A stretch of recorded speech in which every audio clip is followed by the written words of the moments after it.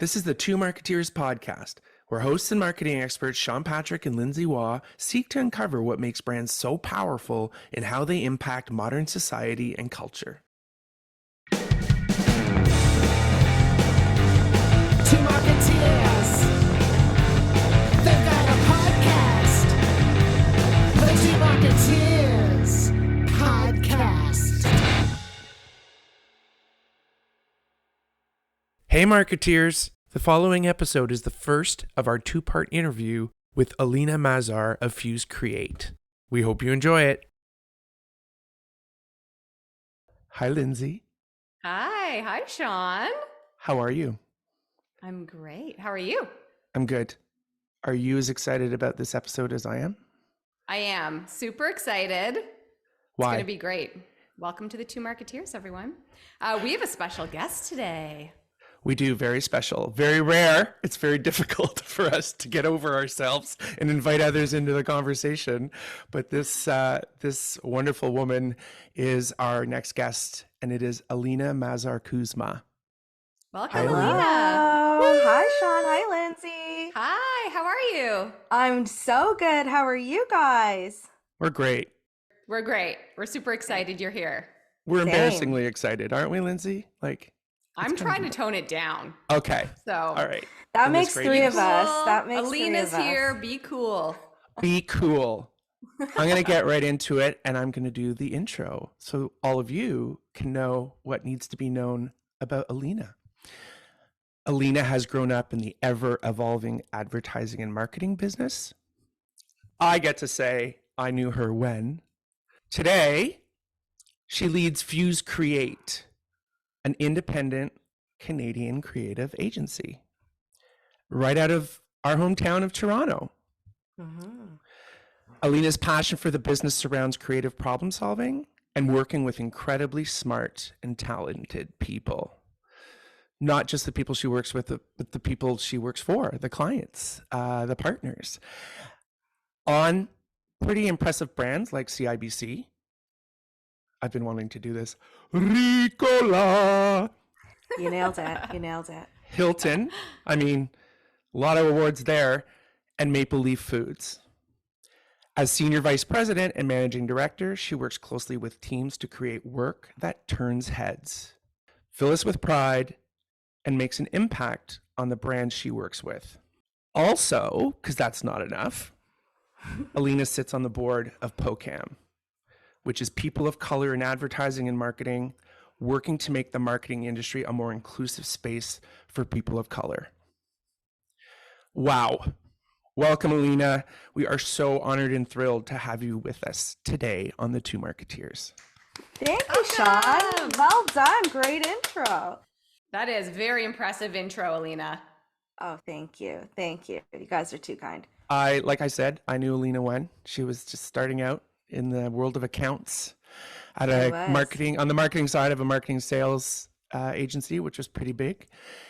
And that's the beautiful thing about our industry. Is as big as it is, it's also quite small. So we've kept in touch. We've been each other's fans on LinkedIn, and I have to say, over the last few years, watching Aleena's, I'll say it climb, but Aleena's achievements and seeing how well she's done and how she's done it so confidently and really brought, I believe, marketing into toward in the direction that marketing needs to go. So Aleena and I had the opportunity to touch base about, I was doing some qualitative research for a project I was working on, and I was like, Lindsay, we have to get this woman on. And Lindsay was familiar with her, but she's like, sure, let's talk. And we talked for about 10 minutes, and Lindsay's like, let's do this. I'm like, why are you wasting my time, Sean? I'm Yes. blushing right now. You're being way too nice to me. I'm really blushing. But yeah, it's been amazing reconnecting, actually, because you're right. We did work together what feels like generations ago, and that's what I love about this business. It's so tiny, actually, when you Yeah. think Yeah. about it, and it's great to keep in touch with amazing folks like you guys. Well, we'll be nice to you because we're typically very mean to each other. So. You can be mean to me too if you want. It's fine. That's why we love you. So Aleena, tell us Mhm. about, let's start with just you tell us about what you do. What does Aleena do? absolutely. Well, so like my beautiful bio that Sean Red said, I've been in the agency world for my entire career. And in the last 8 years, I've been at Fuse Create. And my Wow. role at Fuse Create has been an evolving one. I actually started my career in experiential, which the two of you certainly know. That's when Sean and I worked together. And 8 years ago, I had the opportunity to come to Fuse, which was at the time, I would say more of like a below the line promo, shopper, CRM type Okay. agency. And they had a really amazing opportunity in the experiential space, working with Mm. CIBC, who's been our client for 20 years. Wow. And I came along to help them build the division. And it was a super exciting opportunity because, at the time I'd been working in account service for a long time. I'd done a lot in beverage alcohol, primarily in beverage alcohol, Right. running some of our biggest brands. And, I was running a pretty large piece of business at another agency. And this just felt like something totally different, where it's Mhm. not just about, supporting brands and clients, but learning how to build and grow a business, which, Hmm. was something that doesn't fall into your lap often. Let's be real. And Yeah. so it came to me, and I'm like, okay, I'm a yes girl, which sometimes gets me into trouble. Um, Good. I said, yeah, let's do it. And came on board, helped build and grow the experiential division.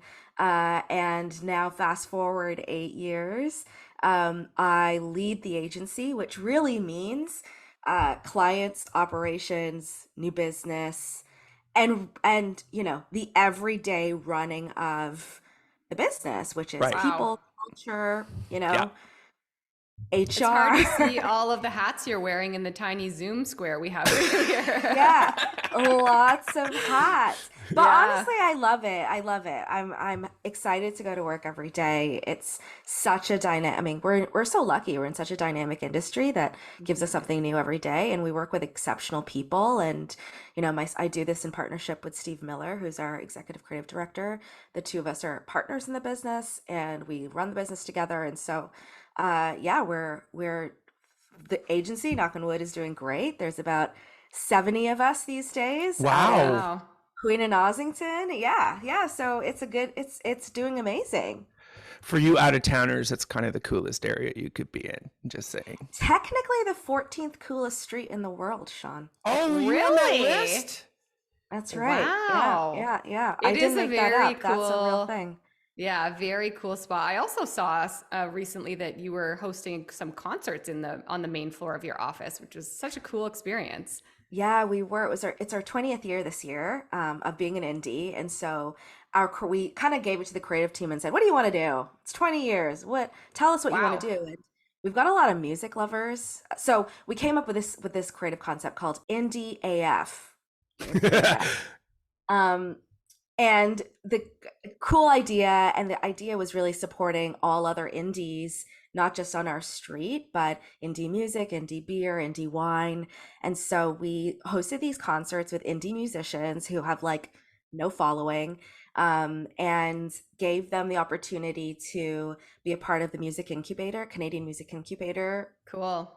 organization, to help them get going, and had our own worked with Maverick Brewery for some fused beer, worked with Downtown Winery across the street from us on wine, and hosted these awesome events. So yeah, I mean, we're big. That culture is big for us, and supporting other indies is big. So we kind of brought that to life on our 20th year. The Wow, events are that's still in your blood. Oh yeah, it doesn't go away. It It doesn't doesn't go go away. away. It's an addiction. I think it's it's so great, and I mean, I don't know how many times you said experience. Because that's what we're all about 6,000. this season, right? Designing experiences. But before we get into that and the true Yeah. experience of, what's it like, the experience of working where you work, and how did you get there? And I mean, you just told an amazing story that is a result of rebranding yourself, That's right. which I think people think goes the other way, is, you do all the stuff and then your brand is your story, where really, Mhm. as we all agree, you establish your brand, really know to really decide and understand as a company, as a group of people, what it is, and then you build that brand based on That's who right. you already are, right? I think we call it story doing versus storytelling, don't we, Lindsay? Yeah, I like that. We do. But I do want to just clarify because, we've got a lot of fans from a lot of different disciplines. Can you just explain to people what exactly experiential marketing is, or Oh, what it was, absolutely. in context with your story? Because I believe that's really what's evolved, but what experiential was at the company we worked together at. Yeah, definitely. So experiential is really building one-to-one connections with consumers in real life. That's sort of the baseline of it. It's how it started. It helps build brand consideration, engagement, and ultimately, drive some level of revenue for a client, whether it's, through consideration or through conversion. And so when I started my career, it was really about those like one-to-one experiences at retail or at events or at bars, or at festivals with consumers that brings a brand to life in front of them. And when we started at Fuse, that's what we were doing. We were working in a lot of Right. sponsorship marketing. We were working in, your traditional experiential, get product in people's hands, however possible, and building those one-to-one connections. And, we've been, in the 8 years that I've been at Fuse, I think the business and the industry has evolved and experiential marketing has evolved. Where I remember when I first started, and I'm sure the two of you remember this, it was sort of the thing no one talked about, and you just got money, and, ad agencies didn't care what you were doing because were that other agency in the room. Yeah. But recently, everybody really cares because it's so hard to stand out in today's environment, and brands are really relying on these experiences to get, into bring people into their world versus Hmm. be a transactional thing. It's really become, a way to build emotional connections and build brand awareness and consideration in a way that breaks through. And so it felt like a really good time for us to take the agency, take our service offering, which was, really focus on one-to-one, right, between shopper and promo and CRM and experiential, take all of those one-to-one sort of engagement building pieces of marketing and roll it into something bigger and more creative and more impactful, so that we were evolving the way the industry is evolving. It was really, a lot of it was in response to how experiential has evolved to be this strategic channel where you bring consumers into your world, Hmm. and therefore, drive to social, drive to PR, drive to media, and it's kind of the role of experiential has really evolved in the marketing mix. So I think I answered your question in 6 million You've ways. definitely did. You definitely I've did. taken And it in five experiential is directions. now only one part of what Fuse does, right? That's right. That's right. So experiential is one of our pillars, and we do it really well. However, we're an integrated creative agency, so we do everything from creative and advertising, to social content. We have our own content studio in house. We do PR. We have a great media team. We actually do all of the media for Maple Leaf Foods across all Okay. Wow. channels, and all of the things that go around that. So strategy, obviously, production, all of those auxiliary services. So we're completely integrated, and that was a big part of our development. And as we changed to being a creative first agency, we learned that there were a lot of brands in that sort of mid-size, challenger brand space that Mhm. wanted to do brave, interesting, exciting work, but couldn't actually make their budgets work for it. Yeah. And Yes. so for us, it was, how do we provide it all in one place in an integrated fashion, in a fast, nimble, agile, entrepreneurial culture where we can work with those challenger brands and actually do that incredible head turning work, and not let budget be the thing that holds us back from that. Cool. Absolutely. I think a couple things about your story. It's so great.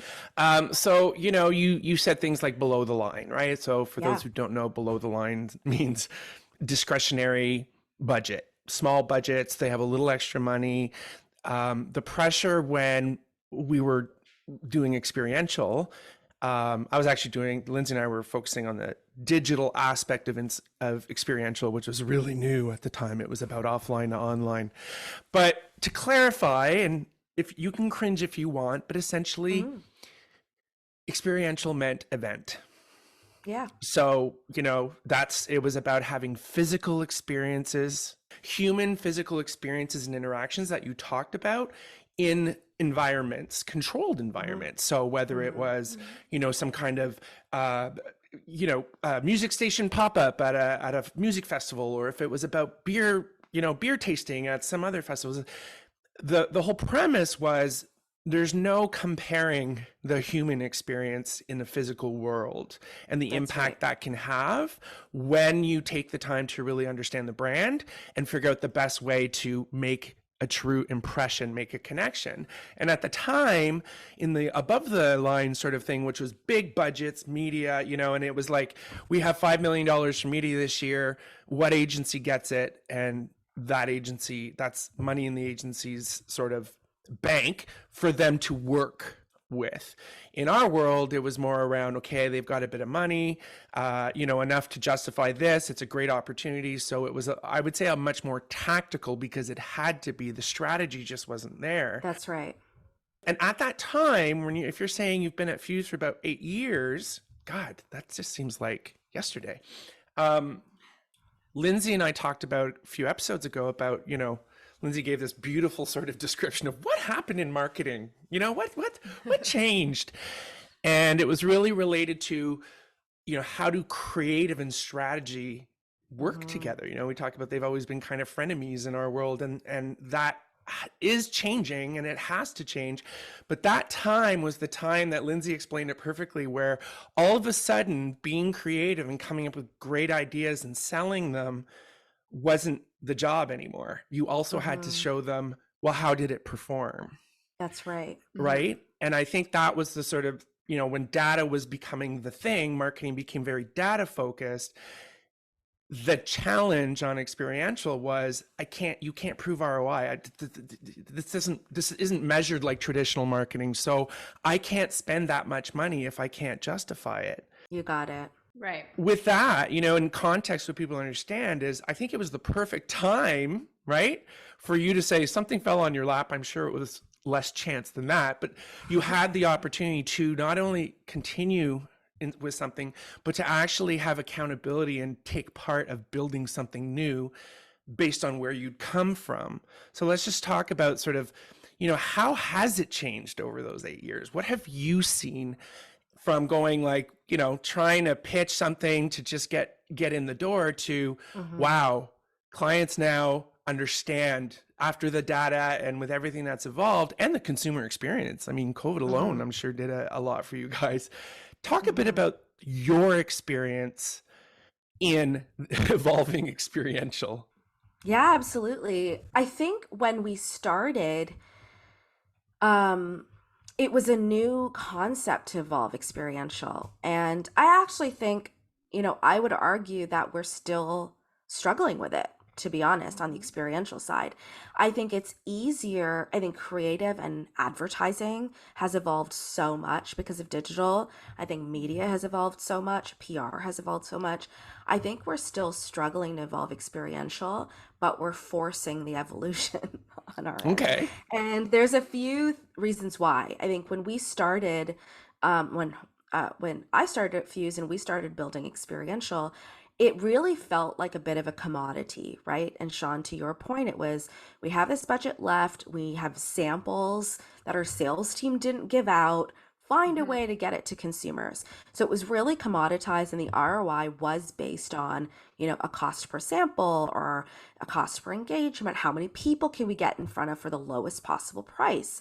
And it is really hard to run a business that way, and I think that was the big aha moment for me, as I went from just running an account and trying to hit account dollars to now running a business and trying to justify resources in an integrated agency where the agency is seeing advertising money, right? Like, we are getting creative projects, we are seeing advertising money. The margin expectations are really different from running a business at an experiential agency, which is used to shoestring budgets, right? And shoestring opportunities to make money. It really forced me to think about, okay, how do we really add value to experiential? Because clearly there's a value issue here.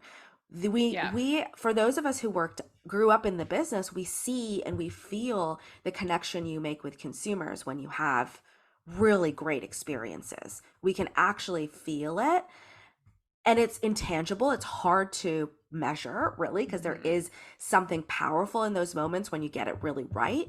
But it wasn't, I think we had made the mistake as experiential marketers of completely undervaluing ourselves by, just constantly cost cutting, making our people work, 80-hour weeks and not charging for it, Yeah. and like just begging for business. And so the big change for us, honestly, was, and for me as someone running the business, was how do we change the value exchange, right? How do we create value with this amazing type of marketing that honestly, at the time, Anomaly and John Street, were selling experiential to guys like Labatt and selling it at advertising rates. And then after the creative is paid for, the experiential agency gets like 5% of the budget to actually make that come to life. Yeah. That's crazy talk, right? Like the thing that actually is going to impact consumers, you're totally undervaluing. And at the time, you saw big ad agencies starting to get excited about the channel, selling amazing experiential ideas and making in creative dollars 5 times our hourly rate.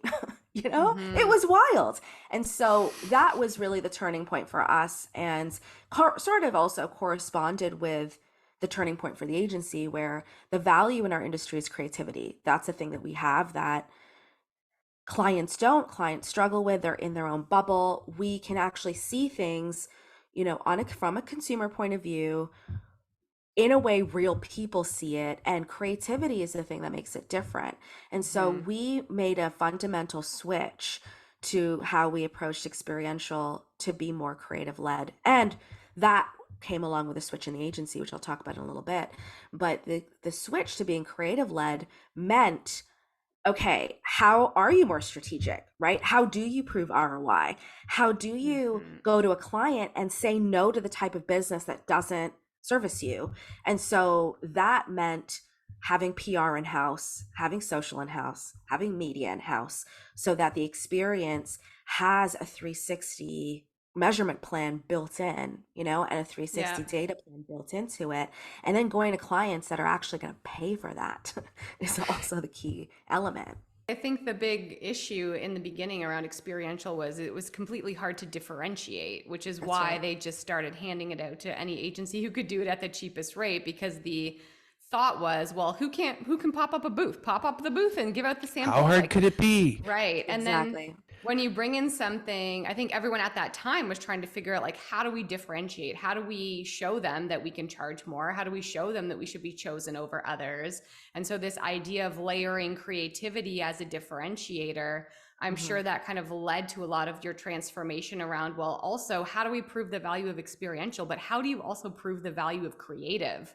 Right? So building all of those things around that process and output, like measurement, like how it comes to life in social, like how it's talked about in PR, helps you prove the value of those things in combination to drive results for your clients.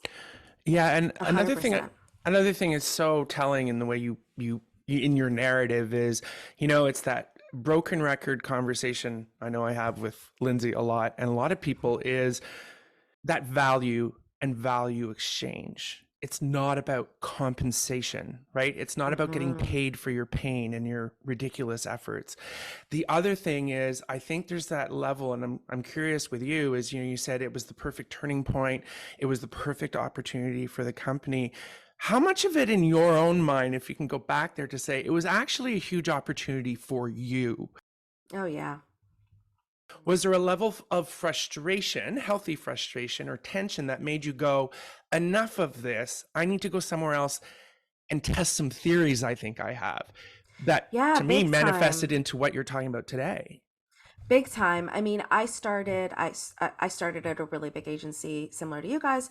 Then I worked at a smaller agency in experiential, but that was owned by a holding company. So, margins are tight, you have no people, and it's like all about profit.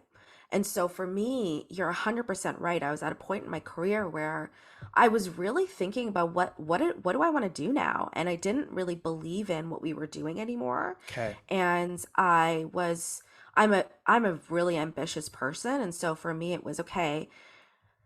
I have a lot of passion for this channel. I have a lot of passion for experiential, and I joked earlier that it's like it's addicting, but it is. It's like the feeling is there's an adrenaline, and it is addictive, Right. because you actually get to be you know. I've worked in all forms of marketing at this point. When a TV commercial goes on air, I'm really the only person in my family that cares about it. And until I point it out, I'm like, we did this. And my mom's like, oh my God. She's like, you have a job. Look. Yeah, don't ask her what it is. Don't ask her to explain to her friends what it is, Yeah. but she's No, she very won't be able successful. to. Yeah, she won't be able to. She won't be able to. I think the first time my family realized I had a job was when they saw a TV commercial I'd worked on. Right? They're like, Wow, oh, we okay. get it now. Yeah, it's there. And that was a good 12 years I feel like, because I came from digital and No one sees pharma, anything. so not a lot of No one TV sees time. that. Yeah. No, totally. Same here. And so when they finally saw it, they got it. But when you're in experiential, when you're there feeling it with people, you see people actually, you see your thing that was in your head come alive, and you see people enjoying it. Like there's something really, that connection, there's something intangible about it. But anyway, when it comes to how I was feeling at the time, I really did feel like the industry was a bit broken. I felt like I was burnt out. I felt like we were burning people out. I felt like there were in that industry, it was some of the smartest people I've ever worked with in my career to date came from experiential, because honestly, you had to do everything, right? Like Yeah. when I went to Views and there was a production department, I was like, what do you mean I don't have to figure out how to do this myself? Like, what are you talking about? Director, production? But we just literally had to do everything ourselves because we had no money. And so I was certainly in a place where I was really frustrated. And, I like the theory, if you're going to complain about it, try to do something about it, try to fix it. And Yeah. I had the unique opportunity to do so. And honestly, partners, this is where being at an independent and having business partners who have to be around as a Canadian independent at our size for 20 years is really, really, really hard. Remarkable. Really hard. Yeah. And to It have really this, is. and they've done it because they've transformed the business, and they continue to transform the business. And when, I came in, and probably 2 years in, I remember putting a deck in front of them and saying, this is what we need to do now. This is strategy 101, from this to this, right? What's the from to statement? So I built this presentation for them and I pitched it to them, and they just looked at me and said, yeah, this looks good. This sounds good. How much money do you need? And what are your goals? Go for it. And so it was terrifying because that was new but exciting. And, it really helped me get out of that funk of, why are we doing this, and Yeah. being treated this way, to let's be a part of the change. This is so great. Let's talk a little bit about this change, because your story, what you just told us is, good on you, right? For taking initiative, for thinking of it and literally positioning it as strategy. Because sometimes strategy can be a bit muddy. Not the strategy itself, but what strategy even is. But clearly, in the scenario you explained, the culture existed as such, where you felt safe, you felt empowered, you had a voice, and you had their trust and they had your trust.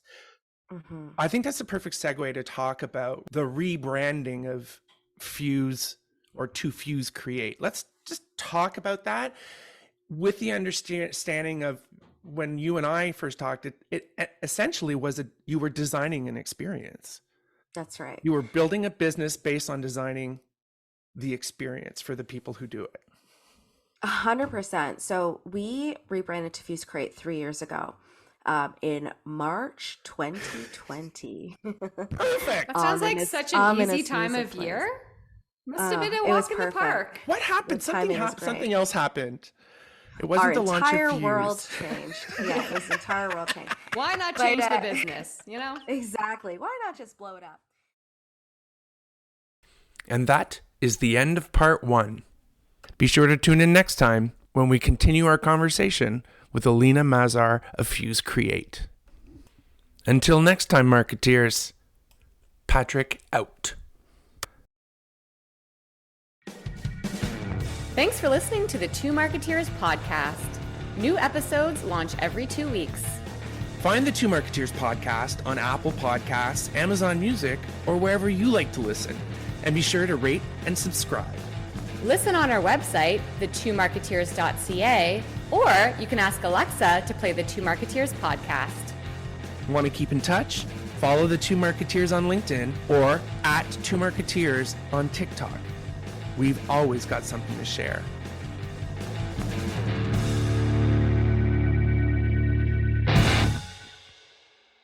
This podcast is over.